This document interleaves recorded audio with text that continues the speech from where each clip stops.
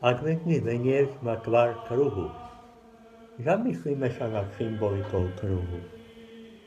Kruh je geometrický útvar, v ktorom sú všetky body vzájomne spojené a majú jeden spoločný stred.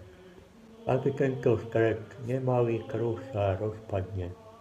Niekde sa zachováva zvyk, že sa do stredu adventného venca vkladá 5. svieca, ktorá sa zapaluje na narodenie Pána. Symbolizuje totiž Krista, slovo, ktoré sa stalo telom a prebývalo medzi nami.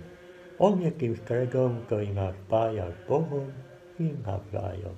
Hovoríme tomu kristocentrizmus. Je to šťastná voľba ako pre jednotlivca, tak aj pre celé spoločenstvo. Najhoršia voľba je egocentrizmus. Kedy sa kruh rozpadne na množstvo rôzne malých a do seba narážajúcich kruhov.